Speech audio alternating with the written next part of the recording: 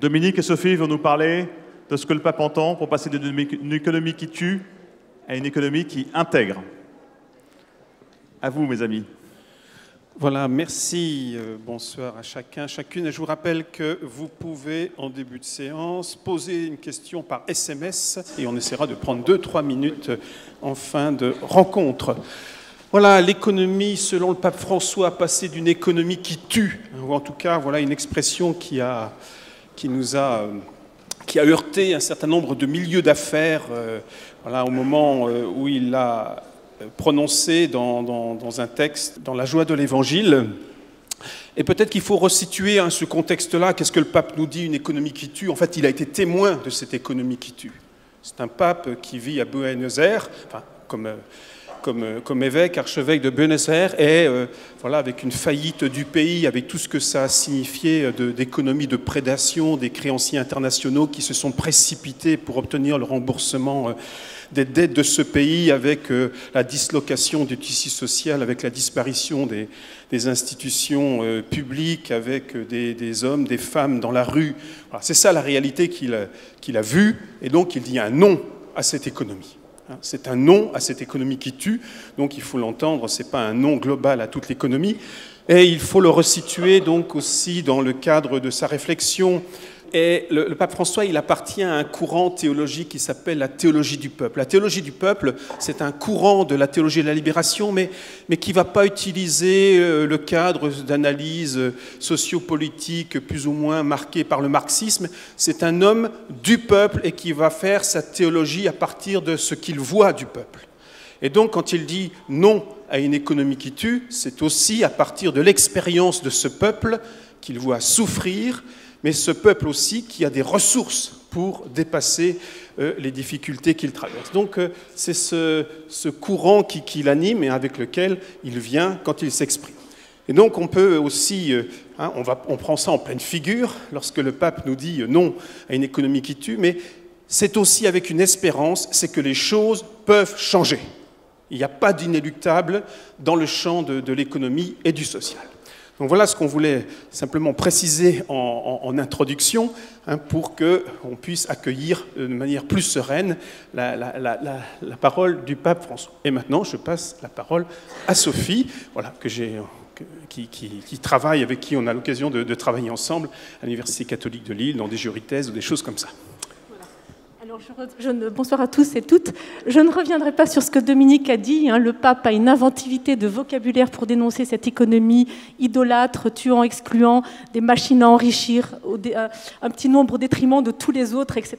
Bref, une économie sans visage, sans objectif véritablement humain. Mais ce faisant, en fait, il ne fait que reprendre aussi ce que disait Jean-Paul II dans l'encyclique Centesimus Annus, donc 1er mai 1991, qui alertait aussi sur l'impasse de donner des fausses utopies.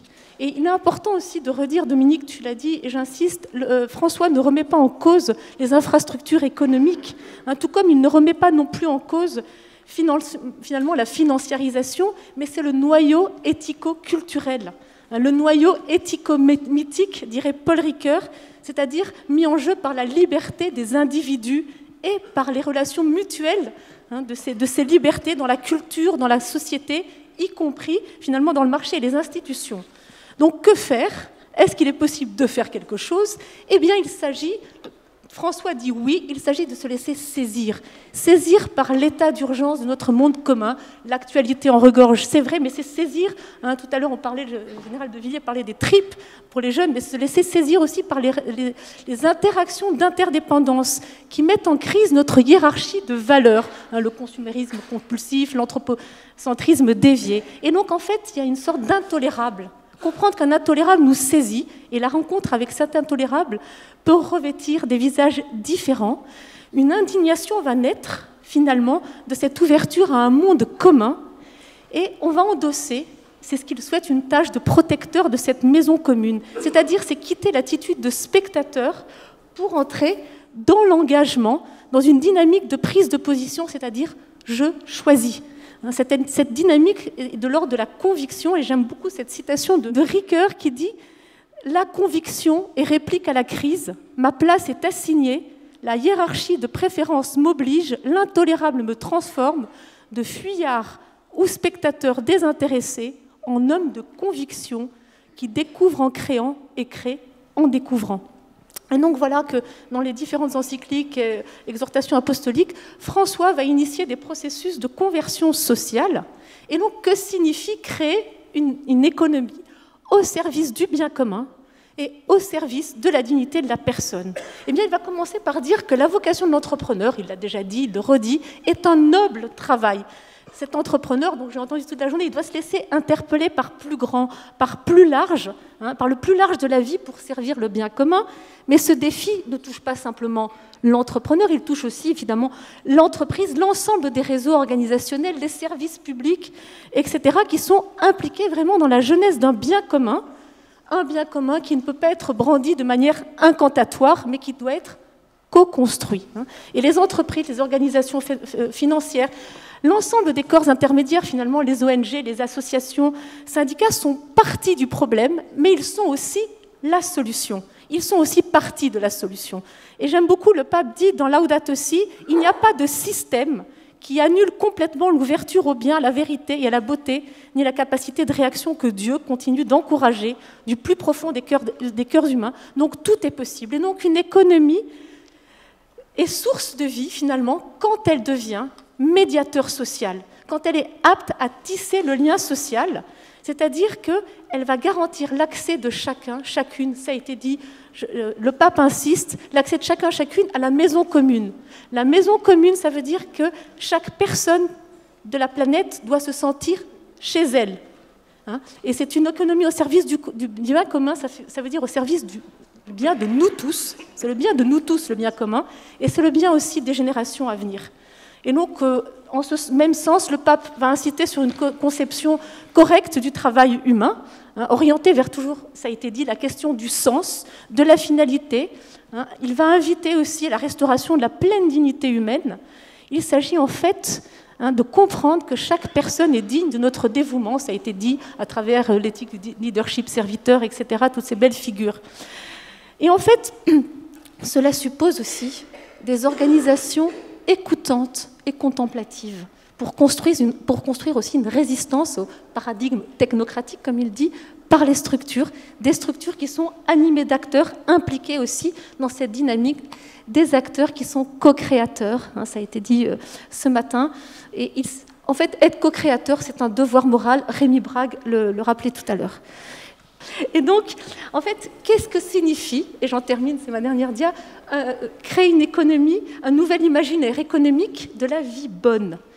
Eh bien, en fait, toute une série de numéros dans Laudato Si, finalement, précise que cette économie, au sens écologique du terme, au sens intégral, Dominique va y revenir, eh bien, comprendre qu'elle ne fonctionne pas par cases. On est trop souvent, pour se rassurer, dans des cases, mais comprendre que les choses sont entrelacées. Il ne faut pas se masquer les véritables questions en pensant que finalement le système économique est globalisé. François scande comme un leitmotiv, tout est lié, le mot est un petit peu galvaudé, mais vraiment comprendre cet entrelacement, et il va signifier, donc je reviens sur le quaternaire vivifiant, sur 4 règles que vous connaissez certainement, mais que je trouve intéressante de rappeler dans cette économie. D'abord, le premier principe, eh bien, la réalité est plus importante que l'idée. C'est-à-dire, la réalité n'est jamais un état brut à redresser. Il faut comprendre que la réalité est un lieu de révélation. Ça veut dire que l'idée, la norme, ne peuvent jamais rendre compte de la dimension intégrale, de la complexité du vivant. On parlait tout à l'heure de saveur. Eh bien, la norme ne peut pas traduire intégralement la saveur de l'existence. Et donc, François scrute, Dominique, tu parlais de théologie du peuple, c'est bien ça, c'est scruter au plus près le réel. C'est la profondeur des relations vitales, ce à quoi on est tous appelés, et pas se réfugier derrière un cortège de normes qui sont, encore une fois, nécessaires au souffle, mais qui, quand on s'enferme dedans, sont mortifères et asphyxient. Et aussi, à travers scruter ce réel, eh bien, c'est percevoir aussi à leur justesse et avoir une plus grande cordialité envers ce qui est plus fragile et plus pauvre. Et c'est vraiment par ce plus près, ce réel. Ensuite, l'unité est supérieure au conflit. L'unité, cette règle peut paraître extrêmement banale, mais en fait, derrière, c'est une conception de l'unité qui n'est pas de l'ordre d'un compromis, mais qui est de l'ordre, de la communion. De la communion des différences, de la communion des particularités. Chaque particularité doit être honorée, c'est-à-dire qu'elle est en dialogue. Et de là naît l'amitié sociale. Il le dit dans Fratelli Tutti. En fait, l'amitié sociale, l'ami, c'est celui qui me manque. L'ami, c'est celui qui me manque. Et donc, ça veut dire que l'ami n'est pas le même. Il est tout autre. Ainsi, on n'est pas dans une unité, encore une fois, je disais, uniforme, mais c'est une unité de tension. François s'inspire du moraliste Romano Guardini qui parle de tension féconde. Nous sommes des êtres de tension et cette fécondité va éclore dans une synthèse nouvelle et prometteuse. Et tous les acteurs de la vie économique et politique doivent rester attentifs à cette tension pour renouveler justement les logiques d'intérêt et de pouvoir. Voilà. Enfin, le tout est supérieur à la partie car tout est lié. Alors encore une fois, ne pas comprendre qu'il y a une prédominance du collectif sur l'individuel, ce n'est pas la signification donnée, simplement comprendre que les questions sont limitées et particulières, ne pas se laisser, c'est-à-dire avoir le nez dans le guidon, voire toujours plus large, voire toujours plus lent, plus grand, toujours dans le sens du dialogue. Et enfin, le temps est supérieur à l'espace, car tout est vulnérable.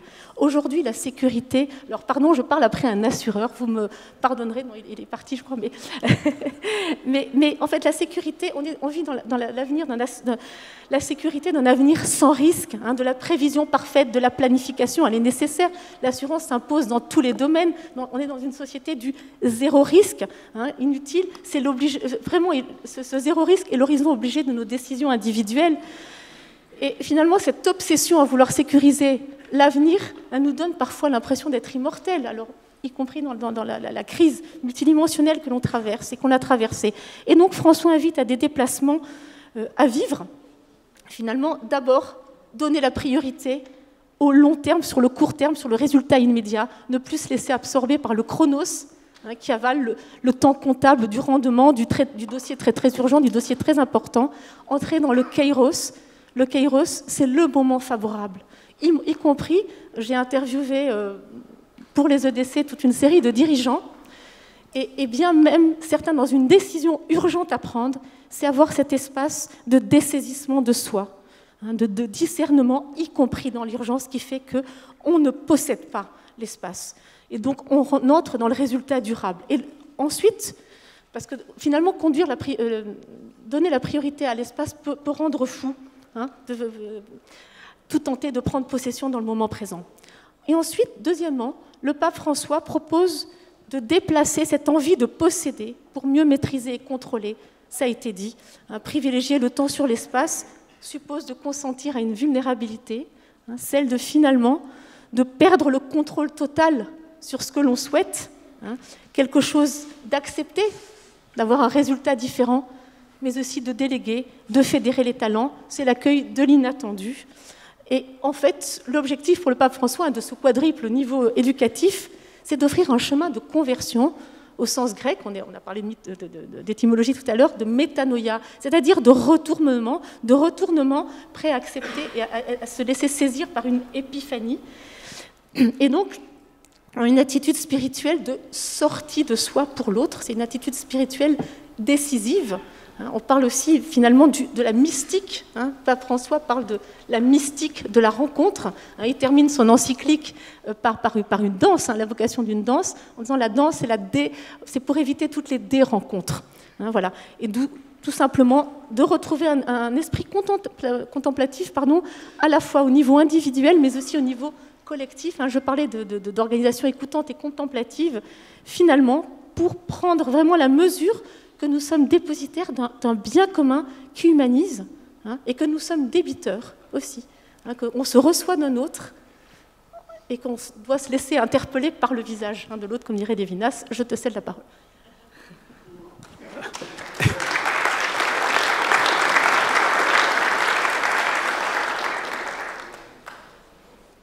Vous savez, le pape François utilise le mot « intégral » à de nombreuses reprises. Il parle d'une écologie intégrale, mais ça vient après une utilisation récurrente du mot intégral. On a longtemps parlé d'éducation intégrale, on a parlé de développement intégral. Donc c'est quelque chose qui fait partie de l'enseignement social. Je pense qu'on pourrait parler d'une économie intégrale, voilà, qui fait un peu le ménage sur un certain nombre de mots. Il nous parle d'une économie du déchet, il nous parle d'une culture du déchet, il nous parle d'une économie de prédation, il nous parle d'une société au consumérisme obsessif. Donc une critique très très forte. On essaie de tout cela dont il voudrait un coup de balai. Donc regardons un peu ce que ça pouvait dire cette intégration dont il nous parle. C'est peut-être aussi un constat que nous sommes dans un monde voilà, où la diversité est menacée. Alors on sait qu'il y a une menace sur la biodiversité. Alors, il donne l'exemple de l'agriculture, l'extension de la surface des cultures détruit le réseau complexe des écosystèmes, etc. Mais la biodiversité, ce n'est pas simplement la biodiversité animale ou végétale qui est menacée aujourd'hui. Pape François nous met en garde contre d'autres formes de destruction de la diversité, à commencer par exemple la diversité économique. Nous sommes dans un monde qui a du mal à penser qu'il existe d'autres manières de gérer les entreprises, qu'il existe d'autres statuts que des sociétés par actionnaires. On a entendu quelques mutualistes aujourd'hui, tant mieux. Et finalement, nous sommes dans un monde où on reproduit les manières de faire, les manières de gérer. Les gens qui sortent des écoles de commerce, ils ont tous le même profil, ils ont tous la même veste. Voilà. Et donc, un monde qui ne sait pas faire, qui ne sait plus faire place à la diversité. Et puis dès que quelqu'un sort du lot, bon, il paraît comme quelqu'un voilà, parfois surprenant. En tout cas, il y a une diversité productive aussi qui est menacée. On consomme tous les mêmes choses. On produit en série. Et donc, il y a toute cette diversité productive et entrepreneuriale qui est menacée, qui fait partie des enjeux écologiques que nous devons protéger, sauvegarder. La biodiversité culturelle, nous consommons les mêmes séries d'un bout du monde à l'autre, les mêmes films, nous couchons dans les mêmes hôtels. Un Novotel ici, c'est le même qu'à New York ou ailleurs. Nous sommes dans une perte de diversité aussi culturelle. Bon, c'est pour ça que le pape François était encore au Canada cet été pour promouvoir la diversité culturelle des peuples autochtones et que c'est un grand malheur que nous n'ayons pas su préserver cette diversité culturelle. La diversité, c'est aussi celle des opinions qui a du mal à vivre aujourd'hui. La diversité des opinions, des points de vue, et finalement, c'est un même paradigme, une manière de comprendre le monde qui s'impose, où c'est l'économie, où c'est la technique, finalement, qui impose son point de vue. Donc voilà, nous sommes dans un monde de grande homogénéisation, et c'est une perte. Parce qu'il y a des tas de facettes de la réalité que nous ne savons plus intégrer dans nos manières de penser, de vivre, de produire, de nous divertir. Et donc il va falloir entendre ce mot « intégrer » voilà, au sens le plus large possible. Et quand on n'intègre pas, on désintègre. Et c'est comme ça qu'il faut entendre une écologie intégrale ou une économie intégrale. Une économie qui refuse la désintégration des personnes, des institutions, des milieux naturels, une économie qui intègre. Et il faut guérir notre monde, un monde qui est menacé de désintégration. On voit bien ce qui se passe en ce moment.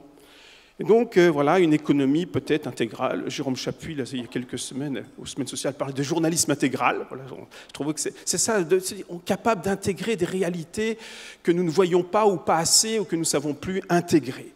Et donc, c'est un verbe dynamique.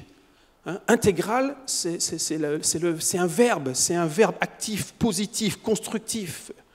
Voilà, dans un monde qui est marqué par la fragilité des personnes. C'est ça ce qui est frappant aussi quand on lit le pape François. Et il nous dit la fragilité des personnes, il nous dit la fragilité des institutions. Et on le voit, les institutions nationales, les institutions internationales, toutes nos institutions sont marquées par une grande fragilité. Le processus de désintégration voilà, nous atteint. Et donc, contre ça, il nous faut une économie, c'est ça l'économie souhaitable, même plus, c'est l'économie souhaitée au service de l'intégration. Et il faudrait se poser la question, finalement, qu'est-ce qu'on veut intégrer? Alors, bien sûr qu'il y a une dimension intégration, on voudrait que les exclus, mais ce n'est pas simplement cela. Ce n'est pas simplement l'intégration des minorités, des hommes, des femmes, enfin, des personnes handicapées, c'est beaucoup plus large que ça. Quand le pape François nous parle d'une économie ou d'une écologie intégrale, eh bien c'est une manière de penser le monde qui soit aussi capable d'intégrer la diversité des expériences vécues, et notamment celles des peuples et des petits. Est-ce que dans nos entreprises, nous savons intégrer la sagesse des pauvres et des petits? Où sont-ils dans nos processus de décision? Est-ce que nous sommes capables d'intégrer? Tu évoquais la poésie il y a quelques instants. Eh bien, la beauté, l'art, c'est aussi une manière de regarder le monde et peut-être une manière aussi de le changer. Est-ce que nous sommes capables d'intégrer dans nos manières de vivre, de gérer, de produire la diversité des ressources intellectuelles, mais culturelles, poétiques, pour pouvoir changer ce monde? Et donc, il y a une manière, quand on lit le pape François, on découvre finalement cette invitation à intégrer dans nos manières de penser, de vivre, l'hétérogénéité du monde. Pour la préserver, elle est menacée, cette hétérogénéité. Et puis au fil de la journée, j'ai entendu un certain nombre de choses que vous voulez intégrer et qui me semblent tout à fait, comment dire, juste. Voilà, j'ai entendu des gens qui voulaient qu'on intègre la gratuité. On a entendu ce mot-là, intégrer la bienveillance, intégrer la contemplation. Finalement, ce qui nous est proposé, c'est d'avoir un monde avec une vue large, où toutes les ressources spirituelles, intellectuelles, managériales, tout, rien ne peut rester en dehors finalement de nos manières de vivre. Alors, et vous voyez bien, ça nous oblige à travailler ensemble. Ça nous oblige à entrer dans une démarche davantage collaborative, d'accepter, de reconnaître qu'on ne peut pas tout seul et qu'on ne sait pas tout seul. Donc c'est une démarche très humble. Et en même temps, vous comprenez bien que c'est un processus qui n'est jamais fini. Nous n'avons jamais fini de découvrir finalement d'autres types de savoirs, d'autres manières de penser le monde. Nous n'avons jamais fini de nous mettre à l'écoute des plus petits et des pauvres. Je termine simplement, c'est écrit un peu petit, je pensais qu'on aurait un grand écran, mais c'est peut-être, voilà, s'il y a un certain nombre de... C'est petit, je suis désolé, mais c'est pas grave, c'est pour vous donner au moins la source. Vous savez, oui, voilà, il y a quelques semaines, s'est déroulé un événement important à Assise qui s'appelle l'économie de François. Et le pape François a invité des centaines de jeunes économistes, de responsables d'entreprises, comme ils appellent ça, des changemakers, des gens, des acteurs de changement. Ils les ont invités puis à réfléchir finalement sur l'avenir de ce monde. Et le pape François a délivré un message, mais surtout ces jeunes qui étaient rassemblés ont dit finalement ce qu'ils rêvaient pour cette économie. Et ce qui est intéressant, ce sont des mots que nous avons sûrement entendus et qui sont des antonymes de l'économie de la prédation, de l'économie du consumérisme obsessif, de l'économie de l'homogénéisation. Et finalement, c'est quoi l'économie dont nous avons besoin? Et on commence par une économie de paix et non de guerre. Ça a du sens aujourd'hui. Une économie qui lutte contre la prolifération des armes. On a évoqué la question du commerce tout à l'heure, de la production. Une économie qui prenne soin de la création et qui ne pille pas. Finalement, une économie, c'est écrit dans Laudato Si, où l'homme ne met pas la main sur les choses, mais tend la main pour accueillir la richesse de ce qui lui est donné. En tout cas, voilà, et on continue une économie finalement qui soit capable d'être au service de la personne, de la famille, de la vie, respectueuse de tout homme, toute femme, qu'elle soit âgée, qu'elle soit fragile. Voilà, c'est ça ce que nous avons dit depuis ce matin. Cette économie, voilà, nous en rêvons. Une économie qui s'attaque à combattre la pauvreté sous toutes ses formes. Une économie qui sait valoriser et préserver les cultures de toutes les traditions. Voilà ce qui nous est proposé, l'économie voilà, que ces jeunes souhaitent et avec un désir que je partage. Une économie qui est guidée par une éthique de la personne et qui soit ouverte aussi à la transcendance. Voilà, nous ne sommes pas simplement des machines à consommer et les gens à qui nous nous adressons, nos clients, etc., ce ne sont pas simplement des gens qui ont un carnet de chèques à sortir. Une économie qui crée de la richesse pour tous et qui engendre de la joie. Non seulement le bien-être, qui engendre de la joie. Donc voilà les quelques mots, vous voyez bien tous les antonymes par rapport à ce que nous avons vu. Voilà. Il est 19h24, j'avais jusque 25 pour prendre une ou deux questions. Vous voyez, le timing est précis. Ça va être compliqué quand même. Hein. Alors, voilà. Mais je suis dans les temps. Il y en a une. Ah. Il y a une question. Alors, le saveur du beau, comme des éliminations dans les villes, n'est pas un bien psychologiquement supérieur en termes de ratio bénéfice coût écologique. Alors, faut-il éclairer les villes la nuit? Alors là, Voilà, c'est ça. oui, alors là, je sais pas si as-tu un avis? Oui, je crois qu'il ne faut pas se priver de tout.